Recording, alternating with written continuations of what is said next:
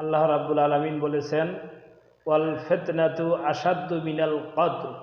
যারা সমাজে ফিতনা ফাসাদ সৃষ্টি করে, ফিতনা ফাসাদ সৃষ্টি করা হত্যার থেকেও জঘন্য অপরাধ। অতএব আমি বলবো, যে কোনো ইসলামী দল ফিতনা ফাসাদ সৃষ্টি করবেন না, এক দল আরেক দলকে নিয়ে হিংসা বিদ্বেষ করবেন না, হ্যাঁ ফতুয়াবাজি করবেন না, অমুকের অমুক হচ্ছে না, তমুক হচ্ছে না, ওরা বেদাত, ওরা শিরক, ওরা বিভ্রান্ত, এই কথাগুলি বাদ দিয়ে আমরা সকলে মিলেমিশে ফিতনা ফাসাদ বাদ দিয়ে সমাজের ছোট ছোট বিষয়গুলি নিয়ে তর্ক বিতর্ক না করে আমাদের মুসলমানদের মেইন গোড়া হলো কোরআন। এই কোরআনকে আমরা মজবুত করে ধরবো।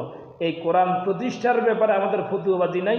আমাদের ফতুয়াবাজি হচ্ছে নামাজ দোয়াল্লিন, কে বললো দোয়াল্লিন, কে বললো জোয়াল্লিন, কে বুকিয়াত, কে নাবিতাত, কার নামাজ হচ্ছে কার হচ্ছে না, এই সমস্ত কথা নিয়ে আমরা ফিতনা ফাসাদ সৃষ্টি করেছি।